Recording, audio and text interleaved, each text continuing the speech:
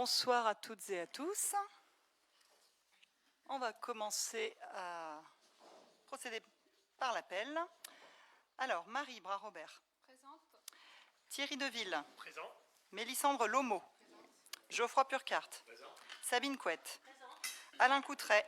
Présent. Sylvie Gautreau. Éric Touret. Présent. Claudine Pessy. Présent. Marie-Vonne Peters. Jean-François Golen qui m'a donné pouvoir. Renaud Bourguignon. Présent. Thierry Wyss. Présent. Pierre Chéreau. Séverine Porcher qui a donné pouvoir à Thierry Deville. Émeric Osset. Sébastien Bélier. Présent. Laure Girard. Présent. Gilbert Guilleux. Présent. Marie-Dominique Pujot. Présent. Laurent Baptiste. Présent. Benoît Guérin. Présent. Mercedes Buzom. Yannick Horry qui a donné pouvoir à Benoît Guérin. Jean-Michel Babin. Véronique Rétibaud. Marc Bernardo. Carole Beau. Michel Equet-Signor. Nathalie Lebert. Nicole Guillard. Et Delphine Bucco, absente excusée. Avant qu'on commence, je vous rappelle juste que nous sommes filmés. Et simplement pour le bon déroulement de nos débats, pensez bien quand vous prenez la parole à appuyer sur le micro et à allumer le micro et bien parler dans le micro. Parce qu'on a eu un petit retour d'expérience avec notre premier conseil vidéo le 10 février dernier.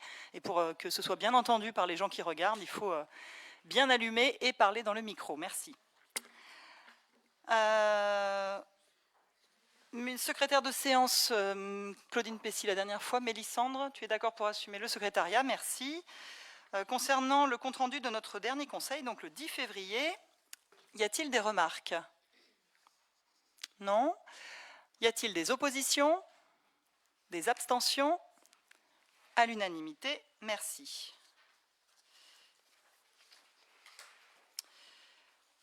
Et donc, nous démarrons avec une délégation du conseil municipal à Madame la maire en vertu de l'article L2122-22 du Code général des collectivités territoriales. Alors, je ne vais pas toute vous la lire, vous avez vu qu'elle est très longue, mais je vais vous lire le début et puis vous expliquer peut-être les changements. Donc, l'article L2122-22 du CGCT permet au conseil municipal de donner délégation au maire pour régler immédiatement, sans réunir le conseil municipal en séance publique, un certain nombre d'affaires. L'article L2122-23 du CGCT précise que les décisions prises par le maire en vertu de l'article L2122-22 du CGCT sont soumises aux mêmes règles que celles applicables aux délibérations du conseil municipal. Le maire doit rendre compte des décisions prises à chacune des réunions du conseil municipal. Vu la délibération numéro 2023-037 du 9 juin 2023 relative aux délégations du conseil municipal au titre de l'article L2122-22 du CGCT. Je vous demande donc de bien vouloir m'accorder délégation pour les cas suivants cités à l'article L2122-22 du CGCT. Donc, vous avez vu qu'il y a toute une liste d'articles. Donc, c'est une délibération que l'on prend systématiquement. On l'avait prise donc, le 9 juin. Simplement, nous l'avons mise à jour. C'est une mise à jour. Vous savez qu'on a une nouvelle personne responsable du service des assemblées. Et ça nous a donné l'occasion de remettre à jour un certain nombre de choses. Donc, ce qui change, c'est dans le point 3.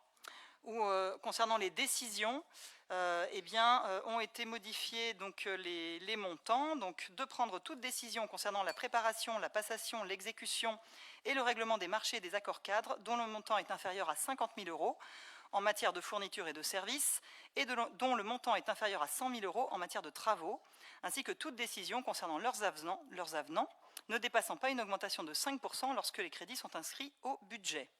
Donc ça permet effectivement que le maire puisse prendre la décision sans que ça passe par une délibération, mais toutes les décisions sont effectivement communiquées au conseil municipal. Tout à fait, oui, oui. Exactement. Oui, oui, tout à fait. En fait, c'est une mise à jour vraiment du règlement. Donc il y a ça, il y a également le point, parce qu'il y en a un certain nombre, numéro 24. D'autoriser au nom de la commune le renouvellement de l'adhésion aux associations dont elle est membre dès lors que le montant de l'adhésion de l'association n'excède pas 5 000 € par an. Qu'est-ce qu'il y avait d'autre? Ah oui, le point 27. Alors il ne doit plus être en 27 parce que ça a été modifié. Moi j'ai l'ancien, mais en tout cas, voilà, c'est quelque chose qui a été supprimé. Oui, pardon, rajouter, c'est d'admettre, c'est le 28, d'admettre en non-valeur les titres de recettes ou certaines catégories d'entre eux présentés par le comptable public, chacun de ces titres correspondant à une créance irrécouvrable qui ne peut être supérieure au seuil fixé par décret. Voilà pour ces modifications. Donc et il y aura une information de toutes les décisions. Donc, les délégations consenties en application du 3e du présent article prennent fin dès l'ouverture de la campagne électorale pour le renouvellement du conseil municipal. Conformément à l'article L2122-23 du CGCT, les décisions relatives aux matières ayant fait l'objet de la délégation peuvent, en cas d'empêchement du maire, être prises par un adjoint ou un conseiller municipal délégué ayant reçu délégation pour la matière concernée ou par les 3 premiers adjoints pour toutes les décisions relevant du maire. Voilà, donc c'était une simple mise à jour donc sur ces 3 points-là pour être un peu plus conforme à ce qui se fait. Avez-vous des questions par rapport à cette mise à jour de notre règlement? Pas de questions. Y a-t-il des oppositions? Des abstentions? Alors, 4 abstentions, merci. Et nous passons à la candidature au label Ville active et sportive. Geoffroy.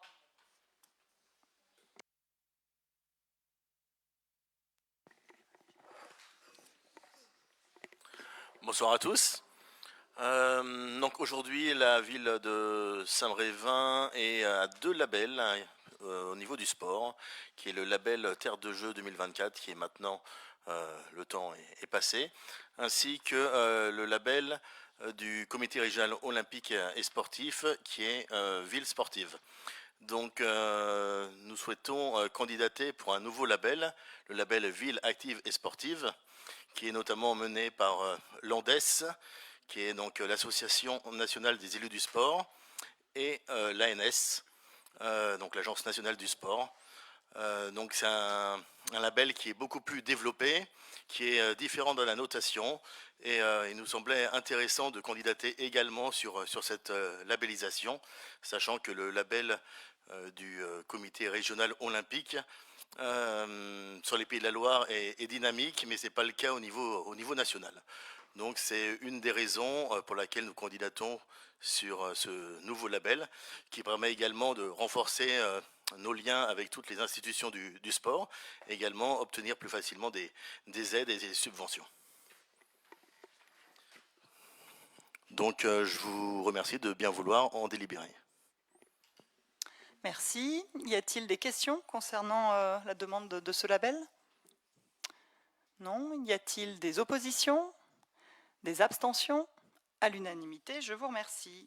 Et nous passons concession de services relative à l'exploitation des plages, résiliation du LOCAT, activités de loisirs et de détente. Thierry. Alors bonsoir à toutes, bonsoir à tous. Donc il s'agit de l'une des concessions de l'océan. Initialement, donc, la concession avait été attribuée à la société SARL Lifeguard et compagnie. Cette concession a été transférée ensuite à la société ELS. Il y a eu un changement d'entité. Et donc, on a observé donc, que les contrats ne sont pas remplis, à savoir que les redevances 2023 et 2024 demeurent impayées. Et la situation économique étant relativement difficile, on vous propose de résilier cette convention de sous-traité d'exploitation donc pour ce lot numéro 4. Et donc la délibération vous demande d'approuver cette résiliation et d'autoriser Madame la maire ou son représentant à signer tout acte ou document utile à l'exécution de la dite résiliation et effectuer toutes les démarches nécessaires. Je ne sais pas si vous avez des questions. Oui, Benoît. Merci, bonsoir à tous. Je voulais être certain, en commission, il avait été évoqué une dette de ce concessionnaire autour de 20 000 euros. D'accord. Donc les arriérés 2023, effectivement, il y en a. Donc en fait, la question, c'est quelles sont les démarches de recouvrement possibles ou entamées par la ville. Et puis, est-ce qu'un repreneur a été identifié pour assurer la continuité de 2025 ? Et puis, peut-être de de travailler à une clarification sur ces conditions contractuelles parce que est-ce qu'un délégataire qui ne paye pas sa redevance 2023, dans les contrats, il est autorisé en fait à se réimplanter l'année d'après? Est-ce que c'est écrit dans les contrats ou pas? Enfin voilà, c'est un petit peu... Il y a toujours donc des procédures à suivre et donc c'est la trésorerie qui s'en charge lorsqu'il y a quelque chose qui n'est pas donc payé par le concessionnaire. Donc ensuite il y a des relances et donc là il y a des délais, donc ce qui fait que il y a toujours, je dirais qu'un délai de 1 an, c'est peut-être pas totalement étonnant, mais en tout cas donc le montant donc que tu as indiqué, donc c'est en effet donc de cet ordre-là. Et donc pour la suite, donc on va être obligé de repasser par un appel d'offres, un appel à candidature, et normalement donc on devrait pouvoir donc avoir quelqu'un qui se remette en place, donc en respectant tous les délais donc des différentes démarches pour la fin du mois de juin. À ta question, donc est-ce qu'un repreneur est identifié? Donc il y a eu en effet donc un repreneur qui nous a été présenté par le propriétaire actuel encore de la société. Il devait donc reprendre, donc, et là il n'y aurait pas eu d'appel d'offres parce qu'il aurait racheté la société, mais du fait des dettes, donc il faut mieux repartir donc sur une nouvelle société, d'où les démarches un peu plus longues. Voilà. Peut-être à regarder dans les contrats, mais si quelqu'un ne commence pas à payer ses redevances une année, est-ce que la situation, comme pour Mr. Joe, va pas empirer en fait l'année d'après? Et du coup, que les sommes dues à la collectivité, entre autres à la mairie, soient de plus en plus importantes, quoi.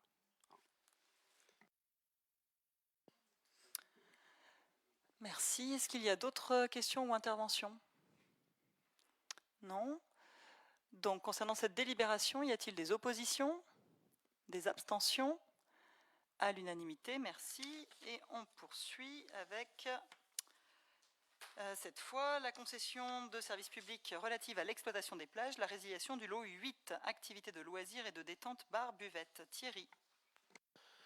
Alors, il s'agit ici de la concession des Rochelais qui était exploitée par Madame Groussin Marion Florence, l'établissement Le Réfolo. Suite à l'événement tragique qui a touché les exploitants, l'emplacement n'a pas été exploité depuis 2023. Il est donc proposé de valider la résiliation du contrat de concession passé avec Madame Groussin Marion Florence. Alors, en accord avec elle, bien sûr, et donc de permettre de nouveau donc un appel d'offres et puis un appel à candidature, donc pour essayer d'avoir un autre exploitant. Donc comme tout à l'heure, je vous demande de bien vouloir approuver la résiliation du contrat de concession et ensuite d'autoriser Madame la maire ou son représentant à signer tout acte ou tout document utile à l'exécution de la dite résiliation. Merci. Y a-t-il des questions? Du coup, même question, est-ce qu'il y a un repreneur identifié? Alors sur ce lot-là, à ce jour, non, j'ai pas de volontaire. Et plus... Alors les deux appels d'offres vont être lancés en même temps, oui.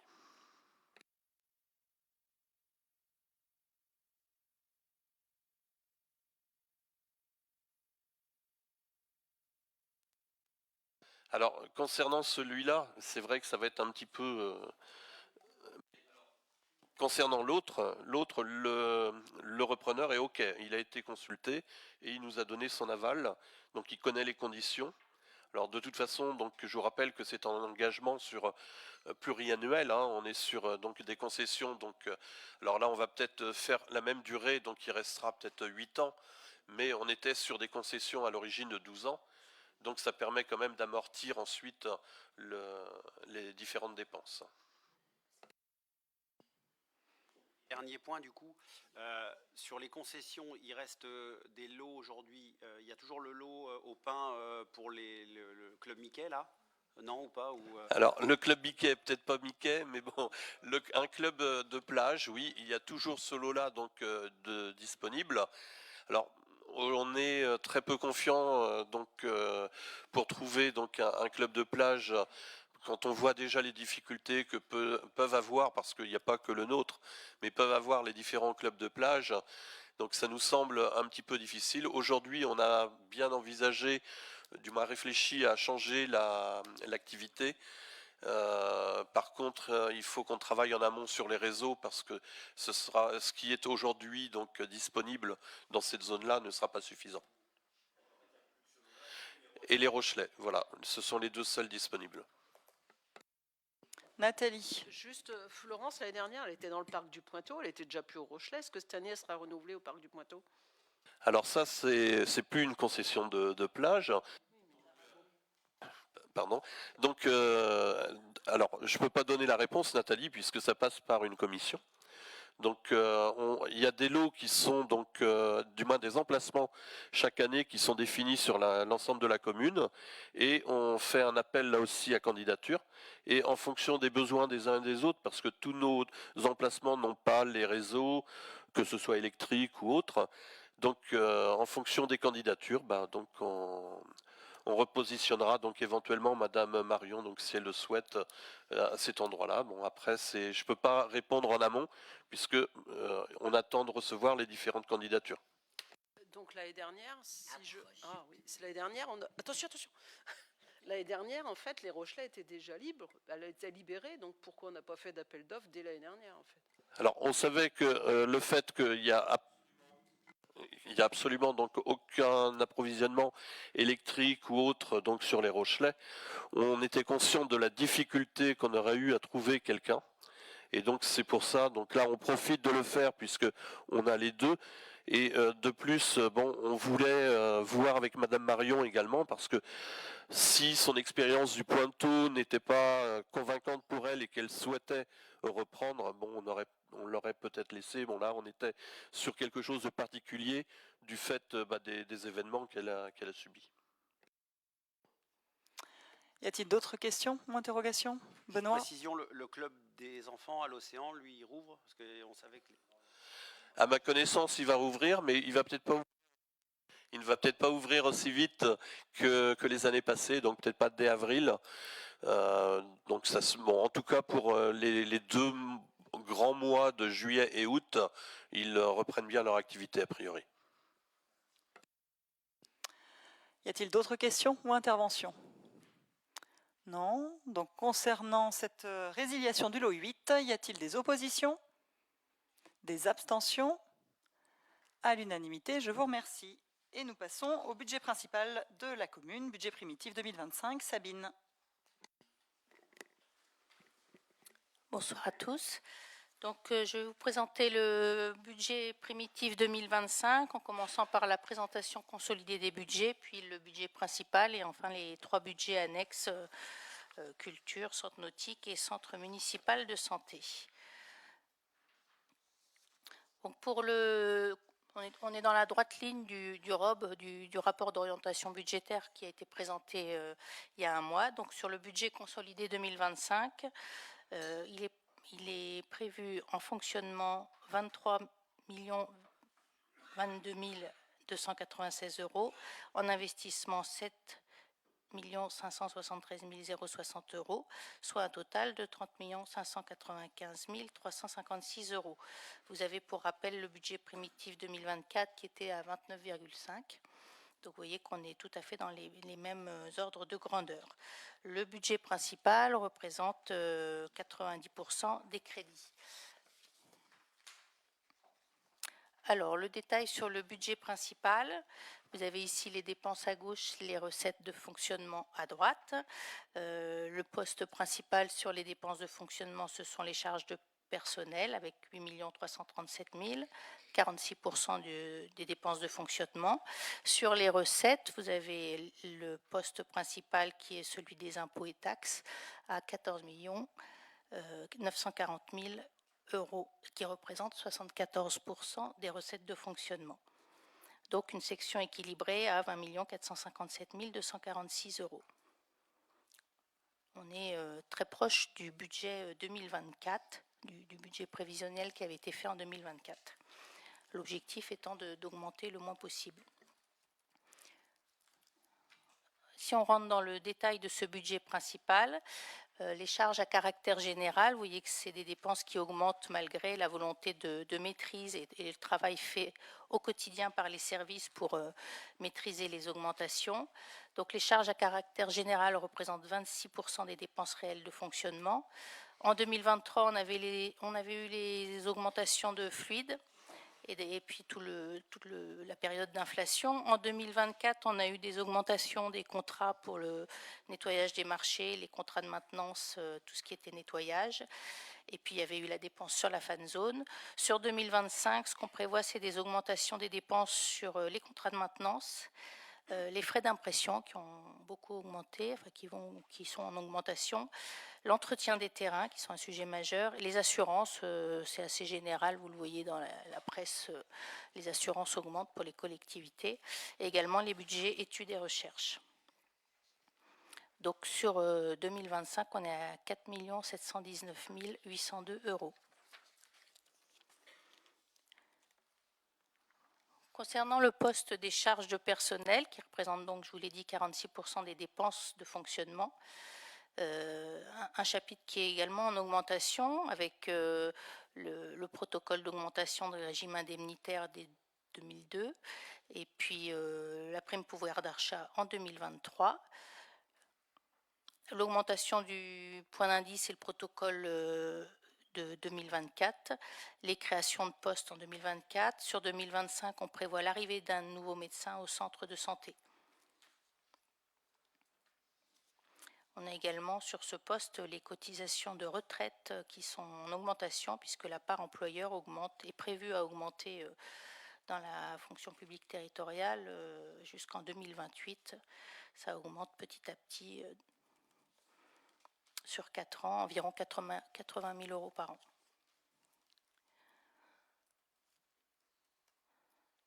Sur les atténuations de produits, on a donc sur ce chapitre les attributions de compensation, le fonds de péréquation intercommunale, le reversement de la taxe de séjour au département, qui est quelque chose qui est nouveau, qui intervient en dépenses comme en recettes. On l'avait voté lors d'un précédent conseil municipal.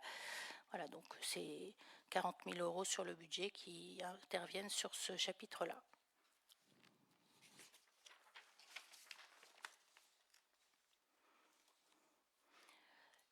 Sur les autres charges de gestion courante, on a les déficits prévisionnels des budgets annexes qui représentent plus de la moitié de ce chapitre, soit 1 493 200 euros.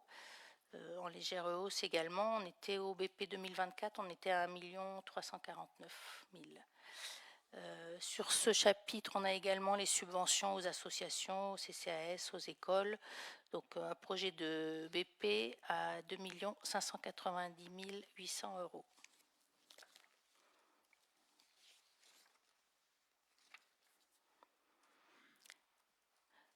Les intérêts, donc jusqu'en 2022, on a eu la diminution de ce chapitre. En 2023, on a eu l'emprunt de 4 millions d'euros qu'on a conclu, donc ça aurait augmenté. Et en 2024, ça diminue petit à petit. Il y a un contrat d'emprunt qui est arrivé à échéance et puis forcément, ça diminue petit à petit. Donc les charges sont à peu près de prévisionnelles de 390 000 euros. Enfin, sur les charges exceptionnelles, comme chaque année, je vous présente un budget à 250 000 euros pour la provision sur le contentieux taxe de séjour qui est toujours en cours. On espère une audience au printemps.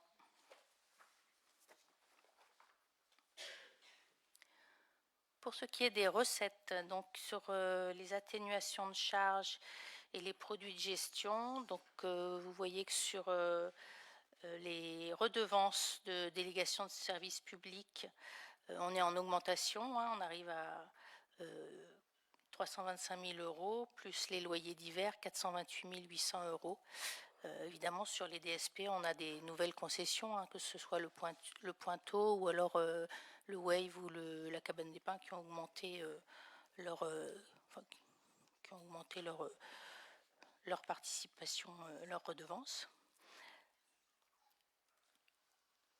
et puis 110 000 € pour les remboursements de la caisse primaire d'assurance maladie et les indemnités journalières.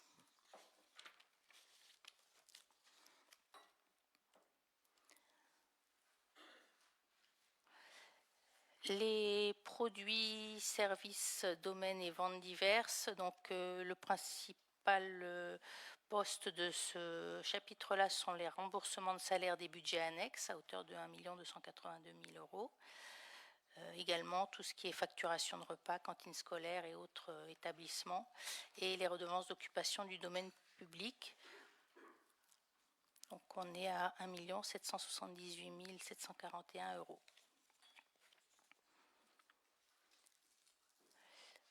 Le poste principal, celui des impôts et taxes, donc vous voyez qu'on est très stable entre le projet de compte financier 2024 et le projet de BP 2025, 14 940 800 €, pas de hausse particulière au niveau de la fiscalité, si ce n'est celle des bases qui est prévue pour 2025 de à peu près 1,5% par l'État. Les autres recettes sont prudentes, avec le produit des jeux, la taxe de séjour et les droits de mutation qui sont prévus de façon prudente comme dans tout budget prévisionnel. Pour ce qui est des dotations et subventions, donc la dotation forfaitaire, la dotation de péréquation, les compensations diverses, c'est des postes qui sont stables, voire un peu à la baisse. Au niveau, c'est le contexte national.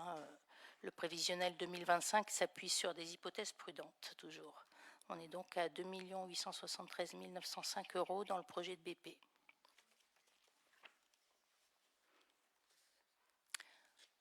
J'en ai fini pour le fonctionnement, donc je vous présente à présent le projet de budget principal 2025 en investissement. Donc sur les travaux, il est prévu un budget de 5 494 460 €. C'est le poste principal. Et pour ce qui est des recettes, il y aura donc une part d'autofinancement, bien sûr. On a des recettes de subventions d'investissement qu'on reçoit et également le fonds de compensation de la TVA qui représente 1 430 000 €. Et puis on prévoit un emprunt pour équilibre à hauteur de 3 millions d'euros qui sera supprimé au budget supplémentaire avec la reprise des résultats 2024.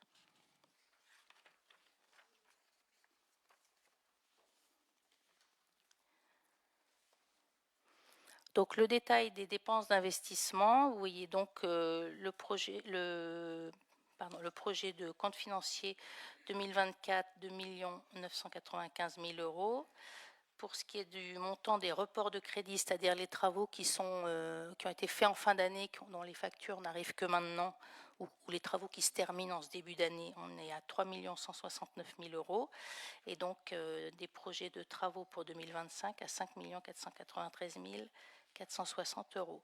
Vous avez dans le petit tableau à droite le détail des reports de crédit qui concernent essentiellement des travaux en cours comme le programme de voirie 2024, les travaux de défense de côte qui sont en cours également, et puis un certain nombre de factures qui viennent de territoire énergie 44 pour tout ce qui est éclairage public et effacement de réseau et autres travaux de voirie, qui sont donc des travaux réalisés pour lesquels on attend les factures qui finissent par arriver.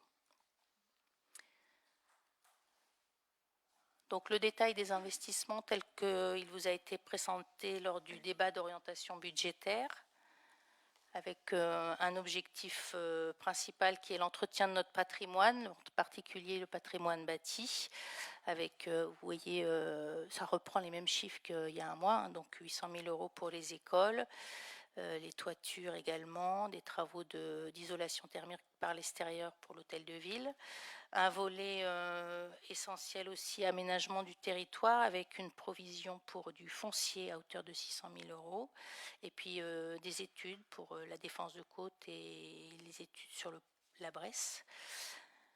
Également toujours un important programme de voirie pour l'entretien de notre patrimoine de voirie. C'est un volet essentiel ce sont des dépenses récurrentes chaque année qui sont prévues. Donc ici, on a 730 000 euros sur voirie, éclairage public et réseau, mais également les travaux d'entrée de la RD5, donc des travaux essentiels. Et puis enfin, une rubrique équipement sportif, culture et participation, avec les investissements sur les équipements sportifs, les tatamis, des buts et des réfections de terrain de tennis, et puis sur la culture, les études pour la rénovation du Lazaret, et puis tout ce qui concerne la médiathèque.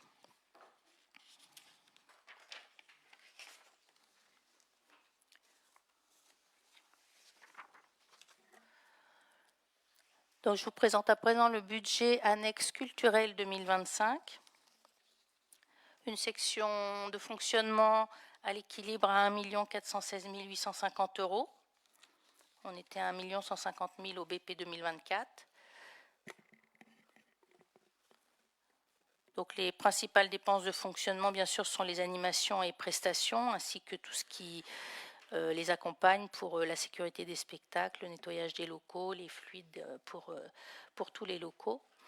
On prévoit une participation du budget principal à hauteur de 1 246 000 euros.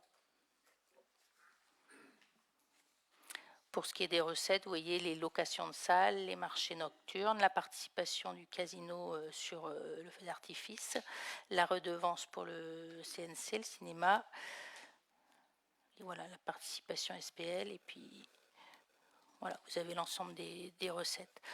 Concernant l'investissement, il est prévu 323 000 euros d'investissement, dont 218 000 euros sur les dépenses de travaux.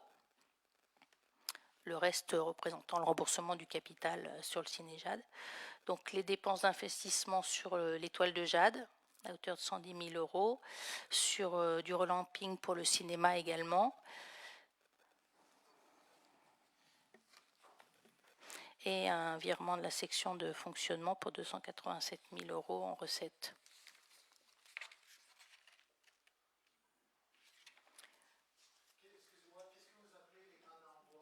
Ce sont des gradins mobiles qu'on peut installer sur les petits spectacles qui se font dans les différents lieux de la commune. Je ne sais pas, quand on va au SILF ou quand il y a des spectacles et des prestations sur des petits formats. C'est mobile. Ça permet une meilleure installation pour les spectateurs.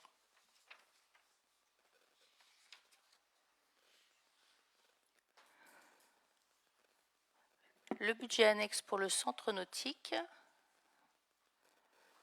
Donc, une section de fonctionnement équilibrée à 469 450 euros. On était à 510 850 au BP 2024. Sur les dépenses, bien sûr, les charges de personnel et les charges à caractère général. Les recettes qui sont en augmentation régulière sur les activités de loisirs au public et les activités pédagogiques pour les écoles. Donc là, au BP, on prévoit 42 000 euros pour les activités pédagogiques et 235 000 euros sur les activités de loisirs.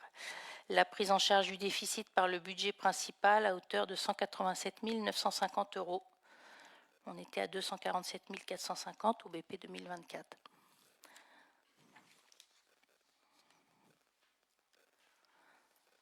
Concernant les dépenses d'investissement pour le budget annexe centre nautique, il est proposé 82 100 euros d'investissement avec toujours 50 000 euros, donc 53 800 euros pour poursuivre le renouvellement des matériels, comme chaque année. Également quelques travaux sur bâtiments, en particulier des travaux de ventilation sur les vestiaires. Et côté recettes, les amortissements et provisions et le virement de la section de fonctionnement.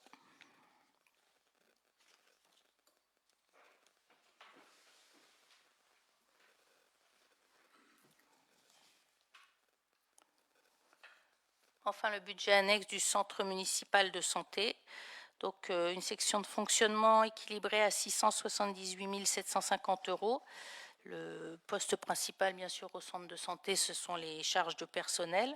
On est en augmentation puisqu'on augmente le nombre de médecins qui interviennent. On prévoit, je vous l'ai dit, un 6e médecin, donc les charges de personnel sont en augmentation. Les recettes sont en augmentation en face aussi, bien sûr, puisque l'objectif, c'est bien de recevoir plus de patientèle.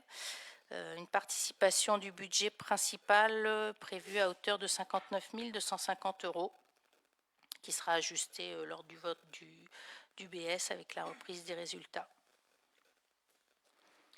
Voilà, une section d'investissement à 7 000 € sur du mobilier, c'est très ponctuel comme investissement. Avez-vous des questions? Merci Sabine pour la présentation de ce budget principal et des 3 budgets annexes. Je vous propose, si vous avez des questions, des interventions sur l'ensemble des budgets, qu'on le fasse maintenant, puis après on les votera un par un. Oui, bon, Madame Equessignor. Oui, je voudrais en fait vous dire qu'on va s'abstenir de voter le budget parce que en ce qui concerne les enjeux sociétaux, pour nous, il n'y a pas assez d'investissement en matière de logements sociaux, même si la commune vient de signer un contrat de mixité sociale. L'accès aux soins est encore préoccupant. Le recrutement d'un 6e médecin est bienvenu, mais sans doute encore insuffisant. Sur le plan écologique, les investissements ne semblent pas être à la hauteur des actions à mener. C'est vrai qu'on a assisté aux submersions marines, les inondations, l'érosion du territoire et son ensablement aussi, sans compter lorsqu'il y a des périodes de sécheresse et le manque d'eau. On n'a rien pour retenir l'eau. Nous voulons aussi insister sur le schéma directeur cyclable, une option pour tous ceux qui le peuvent de laisser la voiture au garage. Enfin, c'est responsable de contenir les investissements nouveaux, mais la commune a aussi besoin d'avancer. Alors pourquoi pas un projet de transformation architecturale totale pour une vraie bibliothèque?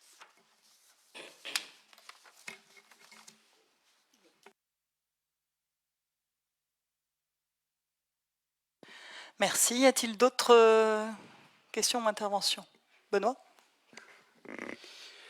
Merci. Le vote du budget est un acte fondateur, je vais remettre les lunettes, qui oriente les choix municipaux. Ce budget 2025, dernier de ce mandat, met en lumière plusieurs défis à anticiper. Un équilibre financier fragile. L'équilibre budgétaire repose en grande partie sur la vente des terrains de la Bresse pour 3 millions d'euros. Et si cette vente venait à être retardée, la mairie devrait contacter un prêt équivalent. Cette solution peut fonctionner cette année, mais qu'adviendra-t-il en 2026 et 2027? Sur quoi pourrons-nous compter pour équilibrer les finances publiques? Par ailleurs, des investissements majeurs seront nécessaires, notamment pour la voirie, afin d'assurer la fluidité du trafic, l'accessibilité et la sécurité des déplacements des résidents dans ce secteur avec l'arrivée de 250 nouveaux logements. Concernant le changement climatique et la gestion du littoral, le réchauffement climatique modifie de plus en plus rapidement notre littoral avec des conséquences visibles. L'érosion des plages qui s'accélère, de nombreux accès condamnés ou difficilement praticables à cause de l'accumulation de sable ou des inondations. Le Boivre creuse dangereusement la dune attenante. Au nord de la ville, le mur de défense côtière a dû être réparé et rehaussé. Côté Loire, l'effondrement de la digue de l'ancienne décharge du Baudon a nécessité de longs mois de négociations avant sa reconstruction. Face à ces enjeux, nous devons sortir d'une logique de réaction ponctuelle et adopter une stratégie d'anticipation. Les 100 000 € alloués en 2025, par exemple, pour la défausse de côte, sont pour nous largement insuffisants. Cela a aussi un impact direct sur l'exploitation des concessions de plage. Car après seulement 4 ans d'exploitation sur les 12 années prévues, certaines concessions rencontrent de graves difficultés, certains exploitants abandonnent, d'autres ne peuvent s'implanter sans travaux coûteux, apport de sable, aménagement des accès, des coûts récurrents et qui pèsent sur la ville et qui posent la question de la viabilité de ce modèle économique. Nous demandons donc un véritable plan pluriannuel d'adaptation du littoral avec un budget plus ambitieux pour prévenir les effets du changement climatique et garantir la pérennité des activités économiques sur nos plages. Concernant les services publics et la qualité de vie, l'accompagnement des habitants en difficulté a été une vraie priorité pour le CCAS et les élus durant ce mandat. Nous nous en félicitons. Cependant, l'accessibilité pour les personnes à mobilité réduite reste pour nous un point noir. Malgré des intentions affichées, peu d'actions concrètes ont été menées pour rendre les centres-villes réellement accessibles. Sur les budgets annexes et le budget culturel, nous pensons que c'est un investissement à mieux évaluer. Le budget des loisirs à caractère culturel augmente encore cette année. Offrir une programmation variée est essentiel, mais quels sont les retours concrets sur les animations et les spectacles proposés? Nous manquons de données sur la satisfaction du public et sur les retombées économiques pour la ville et nos commerçants. À cet égard, nous saluons le travail effectué par la médiathèque qui ajuste, et nous l'ont présenté en commission, qui ajuste continuellement son offre grâce à des analyses fines et des enquêtes auprès des usagers, sans pour autant générer de surcoûts. Nous demandons qu'une évaluation systématique des événements culturels soit menée pour mesurer leur impact et leur pertinence. Il en va de même, nous attendons un retour détaillé, ça nous l'avons demandé aux commissions, sur les activités du centre nautique que nous avons trop peu eues, afin d'évaluer sa gestion, la gestion de son budget et au regard des montants investis. Enfin, des choix budgétaires à interroger pour l'avenir. Les grands projets du mandat, majoritairement récréatifs, ont nécessairement des engagements financiers conséquents. Or, ces investissements risquent de peser lourdement sur les finances municipales dans les prochaines années, avec comme seule alternative de nouvelles hausses d'impôts, comme celle votée il y a 2 ans. Dans ce contexte, plusieurs problèmes majeurs restent sans réponse. Près de 3000 Brévinois n'ont toujours pas accès à un médecin généraliste. Une 3e classe a fermé en 2 ans dans nos écoles, conséquence directe des difficultés des jeunes ménages à se loger sur la commune. L'anticipation des risques liés au changement climatique est insuffisante, alors même que certaines zones de la ville nécessitent des mesures de protection renforcées. Le coût du traitement des déchets continue d'augmenter fortement pour les usagers, bien que ce sujet de dépense soit géré par la communauté de communes du Sud-Estuaire. Les commerces des centres-villes souffrent, notamment à cause de la réduction des stationnements de proximité et la concurrence accrue de la zone commerciale de la Guerche. Ces problématiques étaient connues dès le début du mandat. Pourtant, peu de progrès ont été réalisés et nos concitoyens s'inquiètent légitimement. Ce retard devra être assumé par les futures équipes municipales. Pour terminer, préparer l'avenir vers une vision à long terme. Vos choix budgétaires reposent trop souvent sur des ventes foncières ponctuelles et des hausses d'impôts. Pendant ce temps, les priorités essentielles comme la santé, l'accessibilité et l'adaptation au changement climatique restent sous-financées. Nous devons donc impérativement changer d'approche et construire un véritable plan d'anticipation pour garantir un financement stable et durable des infrastructures, mettre en place une stratégie proactive pour la gestion du littoral, soutenir plus efficacement les commerces et services de proximité, enfin assurer une offre de soins accessible à tous les Brévinois. Nous appelons donc à un véritable engagement budgétaire sur ces enjeux cruciaux afin d'éviter de léguer aux prochaines équipes municipales une situation financière et sociale encore plus dégradée. Je vous remercie. Y a-t-il d'autres interventions? Nathalie? Non, Nicole. Ah, Nicole, pardon. Bonsoir. Donc, en fait, on va un peu répéter ce que nous avions déjà évoqué lors du dernier conseil municipal sur le rapport d'orientation budgétaire. On estime que depuis plusieurs années, les dépenses augmentent bien plus vite que les recettes, entraînant une chute de 50% de l'épargne nette. L'équilibre budgétaire semble reposer pour les années à venir, principalement sur la vente du foncier. Or, ce levier arrivera inévitablement à son terme. Il ne faut pas oublier que vous avez contracté un emprunt de 4 millions d'euros, vendu du foncier pour 1,2 million et augmenté les impôts. Enfin, nous maintenons que le programme voirie a été fortement réduit, passant de 700 000 euros à seulement 260 000 sur les années 2022-2023. Pour cela, nous voterons contre. Merci. Y a-t-il d'autres interventions? Alain? Le micro. Oui, bonjour à toutes. C'est bon? D'accord. Voilà, je vais parler du domaine de la voirie, des réseaux et des bâtiments sur notre commune. Je vais aujourd'hui mettre l'accent sur 2 de nos priorités essentielles pour cette nouvelle année 2025. l'entretien de notre patrimoine et la gestion des eaux pluviales. Concernant les bâtiments, nous avons, je rappelle, une cinquantaine de bâtiments. La mairie, les écoles, l'église, les salles communales pour les loisirs, la culture, le sport, ainsi que tous les bâtiments de service. Sur certains d'entre eux, nous avons un travail de maintenance important sur les toitures, les chaudières et les équipements. Ces travaux d'entretien s'accompagnent de travaux permettant la transition énergétique. Ainsi, nous réaliserons les entretiens de toiture ainsi que les travaux d'isolement thermique afin d'améliorer la performance énergétique. Sabine vous l'a dit tout à l'heure, tous ces investissements de budget principal représentent 2 394 400 € TTC, pour apporter une précision assez précise. Concernant la voirie, nous investissons tous les ans, et ce de manière récurrente, sur les travaux d'amélioration de nos 200 km de voirie communale et sur les réseaux de desserte de nos habitations. Pour répondre à l'intervention, à la question, en 2022 et 2023, nous avions réduit un petit peu le budget d'investissement puisque nous avons de fortes dépenses d'investissement sur les grands projets tels que Padiolo, les travaux, voilà. Mais c'est quand même de la voirie. Voilà, donc nous avons refait. Alain, un petit peu, vous êtes 700 000, on est passé à 200... Ben si, c'est les chiffres que vous m'avez donnés. Ben, je te les donnerai, écoute, c'est sur vos tableaux.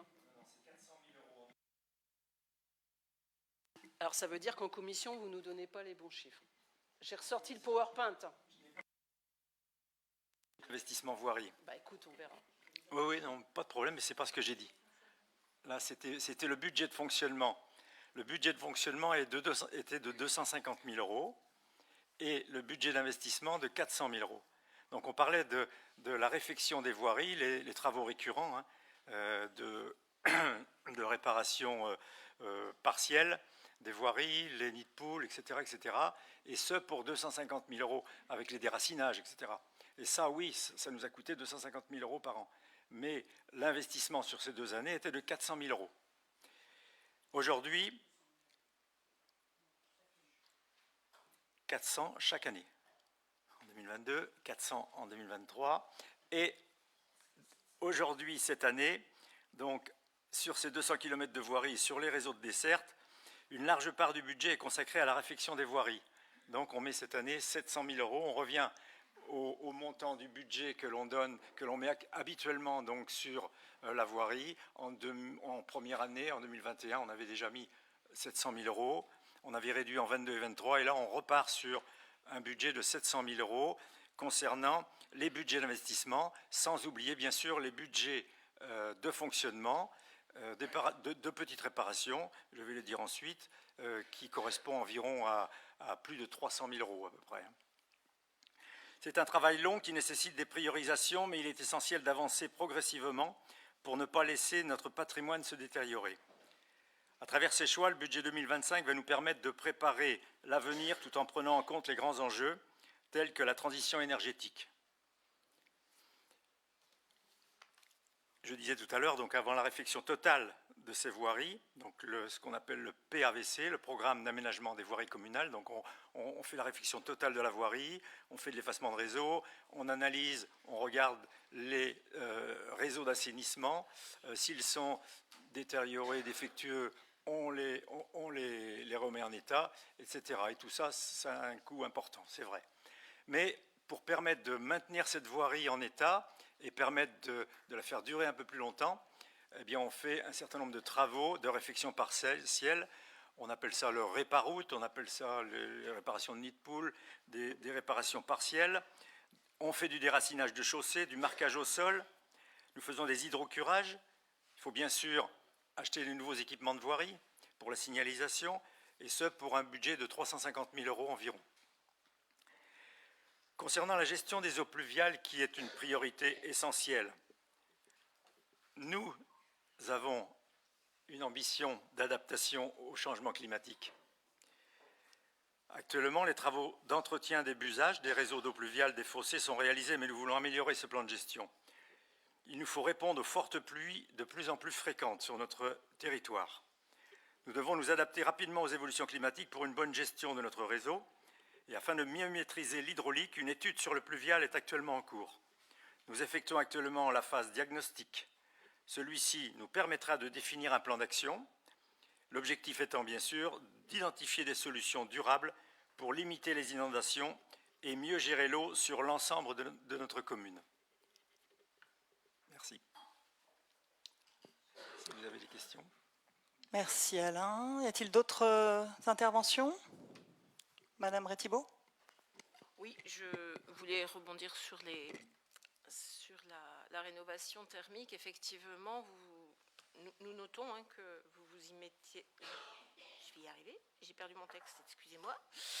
Voilà, qu'effectivement ce budget est beaucoup plus important sur les mesures d'atténuation du réchauffement climatique, d'adaptation aussi, puisque ce qui permettra de réduire les pertes énergétiques l'hiver permet aussi de réduire la chaleur dans les bâtiments, de juin à septembre, qui aujourd'hui, notamment dans les bâtiments scolaires, peuvent devenir assez problématiques. Ce sont aussi, on l'a répété à chaque conseil municipal et à chaque budget, c'était des travaux qui permettent de diminuer la facture énergétique, donc nos dépenses. Et pour nous, c'était les véritables investissements qui étaient très rentables et qui auraient pu être faits dès le début du mandat. D'autre part, il est bien clair qu'aucun investissement n'est prévu sur la réalisation du schéma directeur cyclable. Vous deviez d'ailleurs vous renseigner sur la présentation de celui-ci le mois dernier. Pour rappel, un atelier a eu lieu le 24 juin où 30 Brévinois étaient venus participer. Et à ce moment-là, il avait été prévu une finalisation du schéma directeur cyclable en octobre 24. Nous profitons donc de cette délibération pour vous demander de façon tout à fait officielle la présentation de ce schéma qui, je pense, intéresse beaucoup de Brévinois. Je pense notamment, ça a été pointé dans l'enquête publique sur le secteur de la Bresse, Brévinois qui font le lien entre les déplacements, ou le commissaire enquêteur qui le fait d'ailleurs, entre les déplacements actifs et les besoins en parking qui s'amenuisent et sur lesquels moi je ne reviens pas, mais par contre il faut effectivement que les déplacements actifs soient pris en compte avant la diminution des places de parking. Voilà. En tout cas, nous attendons avec impatience la présentation de ce schéma. Merci beaucoup. Je sais pas, Renaud, si tu veux dire un petit mot sur le schéma. Bonjour. Donc oui, le schéma cyclable qu'on avait revu avec une autre entreprise d'études, en fait, suite à la première qui avait été rendue il y a 2 ans. Donc on a reçu le résultat au mois d'octobre, fin octobre, ici avec quelques élus, et il sera présenté à la prochaine commission 1 travaux. Oui. Et après, on verra après pour une communication plus étendue.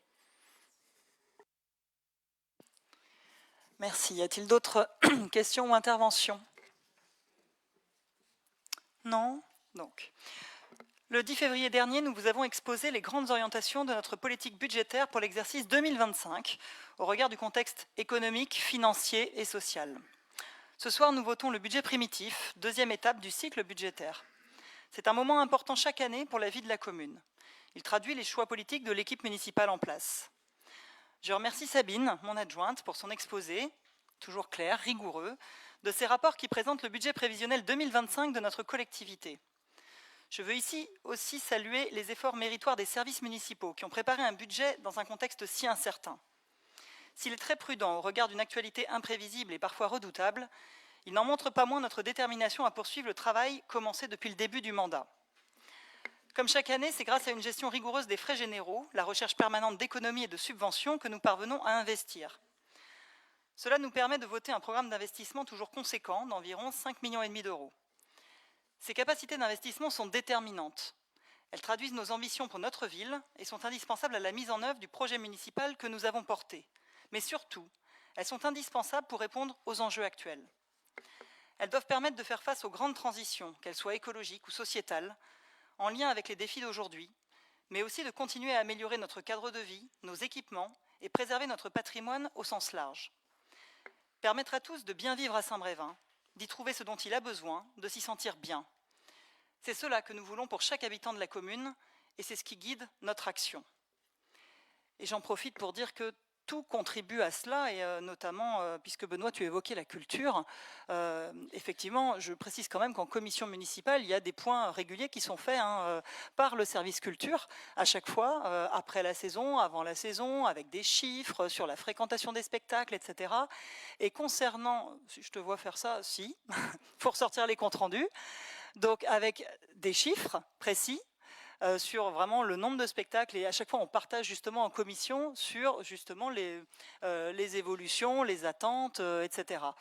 Je rappelle aussi que nous avons lancé dans un esprit de démocratie participative un groupe qui s'appelle la BIBAC, la Brigade Brévinoise d'accompagnement culturel, avec des Brévinois qui ont choisi justement de se saisir un petit peu du thème aussi de ceux qui ne viennent pas justement aux événements culturels, pourquoi? Et d'essayer un petit peu de réfléchir sur ces problématiques-là.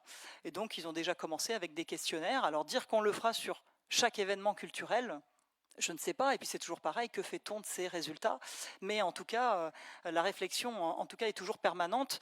Et concernant un budget en augmentation, moi je veux dire ici que ce budget, il est en augmentation lié aussi à des augmentations mécaniques, mais il n'est pas fondamentalement beaucoup en augmentation, et surtout réaffirmer l'importance de la culture, puisqu'on est justement dans un monde où il y a une fragilité sociale importante, et la culture, le sport, ce qui nous relie, nous considérons, nous en tout cas, que c'est important, ce n'est pas forcément ton cas. Comme indiqué lors du rapport d'orientation budgétaire, nous continuerons donc à investir dans de nombreux domaines. Les investissements concerneront majoritairement cette année, nous l'avons dit, et Alain vous l'a rappelé, l'entretien de notre patrimoine, avec des interventions importantes dans nos bâtiments et dans nos écoles, pour améliorer notamment l'isolation et la performance énergétique, et la sauvegarde d'éléments patrimoniaux qui font partie de l'identité de la commune. Et donc nous l'avons déjà évoqué, l'achat des 2 pêcheries et de la porte du Lazaret de Minden. La voirie et l'éclairage public seront un autre poste de dépenses important. Le budget 2025 poursuivra notre action pour la protection de notre littoral, après les travaux actuellement menés sur notre mur de défense de côte, avec le financement d'une étude destinée à analyser les mouvements hydrosédimentaires et déterminer les actions les plus efficaces afin de protéger au mieux la population. Et là encore, je veux le dire, tout ça, c'est du temps long. C'est-à-dire que tout ce qui concerne le littoral, on le voit, chaque action, elle a toujours un impact sur le littoral. On est dans l'observation, dans l'accompagnement, et l'anticipation, bien évidemment, c'est aussi observer et savoir prendre les décisions quand elles s'imposent. Et c'est ce que nous avons fait avec la rehausse du mur de défense de côte. Niveau santé, un 6e poste de médecin est inscrit, et c'est un nouveau choix fort de la municipalité dans ce domaine. Je rappelle que nous avons fait le choix de créer un centre municipal de santé, qui était le premier du département, que nous avons aussi choisi de faire une nouvelle maison de santé plus grande pour pouvoir accueillir plus de médecins. Et c'est une vraie satisfaction aujourd'hui, même si bien sûr il y a encore des Brévinois qui n'ont pas de médecin traitant, mais on continue à œuvrer dans ce domaine. Et on peut s'enorgueillir quand même d'avoir pris cette question à bras-le-corps, alors qu'elle n'est pas une compétence municipale. Enfin, la finalisation de notre plan de gestion des eaux pluviales, et là encore Alain tu en as parlé, est une priorité pour avoir une vision plus globale et prospective dans nos actions. Cette question de l'eau est majeure dans le contexte de changement climatique que nous connaissons, et je dirais c'est l'eau sous toutes ses formes, et on en a bien parlé ici, notamment lors de notre dernier conseil municipal avec le vœu que nous avons adopté. Mais un budget, ce ne sont pas que des chiffres. Ce budget 2025, ces projets, montrent notre volonté de développer de façon harmonieuse notre ville en tenant compte de toutes les évolutions et des attentes des habitants. C'est le propre d'un mandat municipal, gérer le quotidien tout en préparant l'avenir. Ce budget, il est en tout point fidèle à nos valeurs et aux engagements que nous avons pris devant les Brévinoises et les Brévinois. Je vous remercie. Je propose maintenant de voter les budgets un par un. Nous allons commencer avec le budget principal. Budget primitif 2025, avec une section de fonctionnement à hauteur de 20 457 246 € et une section en investissement à hauteur de 7 160 960 €. Donc, concernant ce budget principal, y a-t-il des oppositions? Donc, 4 avec le pouvoir, 5, 6 oppositions. Y a-t-il des abstentions? 4 abstentions, je vous remercie. Nous passons au budget. Alors, dans l'ordre, ça doit être le budget. Oui, il est là. Le budget du centre municipal de santé, avec une section en fonctionnement de 678 750 € et une section d'investissement de 7 000 €. Y a-t-il des oppositions? Des abstentions? À l'unanimité.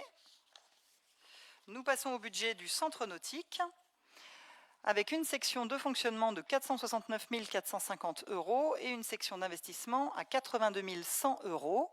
Y a-t-il des oppositions? Des abstentions?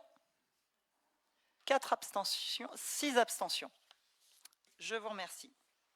Et nous passons au budget culture, avec une section de fonctionnement de 1 416 850 € et une section d'investissement de 323 000 €. Y a-t-il des oppositions? Des abstentions?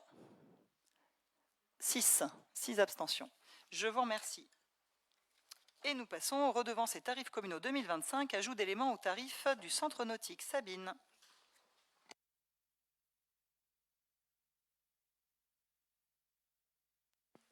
Pardon.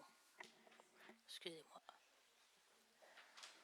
Donc on avait voté en décembre 2024 les tarifs communaux. Or, il s'avère que dans les démarches du centre nautique, qu'il serait intéressant d'avoir une assurance pour rembourser les clients qui ne peuvent plus venir sur tout ou partie du stage qu'ils ont réservé. Donc il est proposé un nouveau tarif à ajouter pour le centre nautique pour une assurance annulation de 3% du montant du stage ou de la séance. Y a-t-il des questions? Y a-t-il des oppositions? Des abstentions? À l'unanimité, je vous remercie. Personnel, tableau des effectifs. Sabine. Donc sur le tableau des effectifs, vous voyez 2 créations sur la filière technique pour un agent polyvalent bâtiment et un électricien. Ce sont des recrutements, des remplacements. Merci. Donc un petit tableau des effectifs. Y a-t-il des questions sur cette délibération? Y a-t-il des oppositions? Des abstentions? À l'unanimité, je vous remercie. Et nous passons à l'urbanisme. Donc résultat de l'enquête publique, déclassement des parcelles sur le secteur de la Bresse. Sylvie. Donc, hop, ça va marcher comme ça. Donc voilà, cette délibération ce soir, c'est pour prendre acte du rapport du commissaire enquêteur suite à l'enquête publique qui s'est réalisée du 13 au 30 janvier dernier. Cette enquête publique portait sur le déclassement de 2 parcelles communales situées sur le secteur de la Bresse. Donc, ces parcelles étaient classées dans le domaine public de la commune et il faut donc les déclasser pour pouvoir réaliser le futur projet sur le secteur de la Bresse qui consiste à réaliser 250 logements avec 50% de logements sociaux.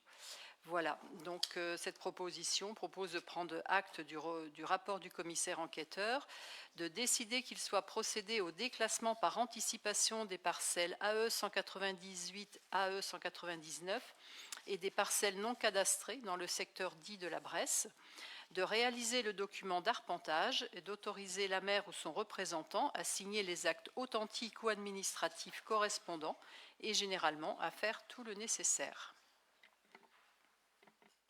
Merci. Y a-t-il des questions? Nathalie? On met le micro. Donc nous souhaitons intervenir suite à cette enquête publique qui portait donc sur le déclassement des parcelles, j'ai bien entendu, mais également sur surtout le problème des stationnements. Donc nous avons attentivement pris connaissance des contributions des citoyens et nombre d'entre elles font écho à notre propre préoccupation. Ces inquiétudes avaient déjà été soulevées lors de commissions depuis septembre 2023, au cours desquelles il nous avait été précisé que le parking de la Bresse, sur les comptes rendus, comptait 244 places. Or, dans l'étude actuelle, on dit que le parking de la Bresse, aujourd'hui, c'est que 220 places. Les chiffres avancés fluctuent, notamment concernant le stationnement également rue de Pornic. Un coup, on parle de 50 places, un coup, on parle de 60 places. Dans ce contexte, nous rappelons qu'au projet prévoit la construction de 250 logements, ce qui représente un nombre de ménages très important. Les statistiques sont sur les zones comparables à Saint-Brévin montrent que le nombre moyen de voitures par ménage est supérieur à un véhicule par logement. Donc des données clés, en fait, ministère de la Transition écologique, qui disent que 91% des ménages possèdent plus d'une voiture, 36% des ménages disposent de 2 véhicules, ça c'est des données INSEE. Donc ainsi, pour 250 logements, on pourrait estimer et attendre un chiffre autour de 280 voitures. Vous nous informez que dans les logements sociaux, en plus, les stationnements ne sont pas toujours loués, car les loyers sont déjà élevés. Ainsi, pour réduire le coût mensuel, les habitants choisissent de ne pas prendre leur place de stationnement. Les personnes qui souhaitent venir ou rester habiter à Saint-Brévin et qui travaillent en dehors de la commune ne pourront pas utiliser les transports en commun et faute d'une offre de transport adaptée, devront bien utiliser leur véhicule. Il me semble donc que votre projection actuelle sur stationnement est inférieure aux besoins réels de ces 250 logements. Nous sommes inquiets quant à l'impact de ce projet sur le stationnement dit mutualisé ou en compensation, selon les jours et les termes utilisés, pour les résidents, les riverains, pour nos commerces, pour le centre-ville, notre marché et pour le bien de nos habitants.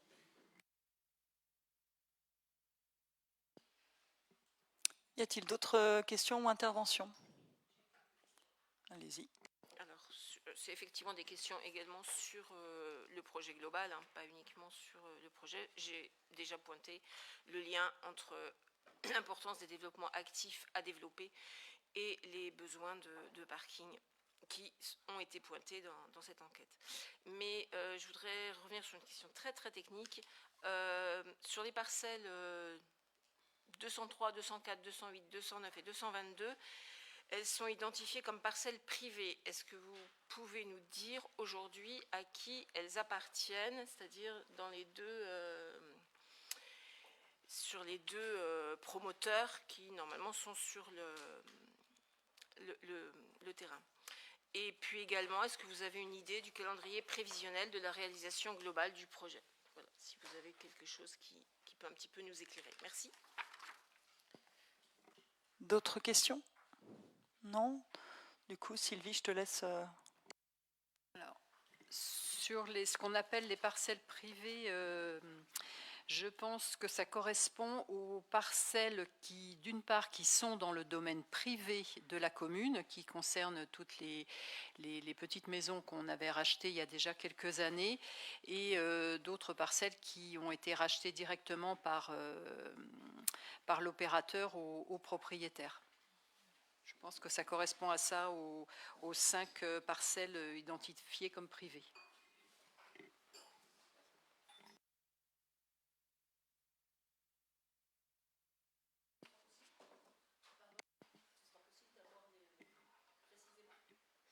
Sur les 5, il doit en avoir 3 qui sont dans le domaine privé de la commune. Alors après, je ne sais pas si c'est les 203, 204 qui sont, mais en gros, je pense qu'il y en a 3 dans le domaine privé de la commune et 2 à des propriétaires privés. Il y avait des questions aussi sur le stationnement et sur le calendrier, surtout l'opération. Donc sur le stationnement... C'est un peu vite. Sur les places de stationnement, le projet au global, il compte quand même un peu plus de 300 places. Donc, je pense qu'on répond aux besoins de stationnement.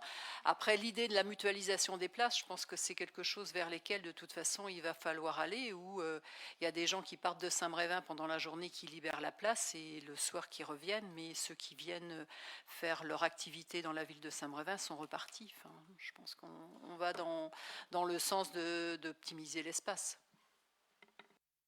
Et sur les week-ends, en fait, les gens qui ne partent pas travailler, comment on fait?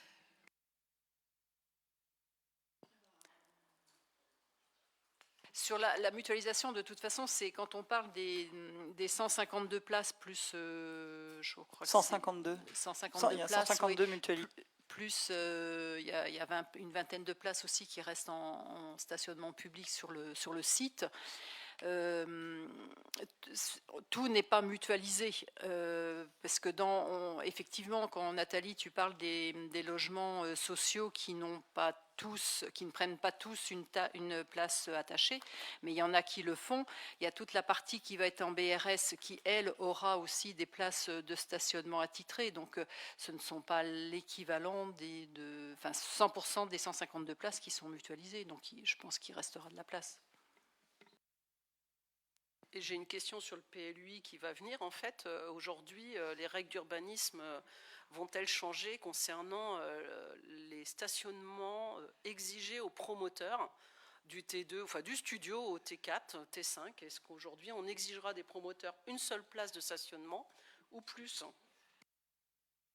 Enfin, c'est encore vite pour te répondre. Je peux pas te... On a encore quelques ateliers PLUI, dont un demain soir d'ailleurs.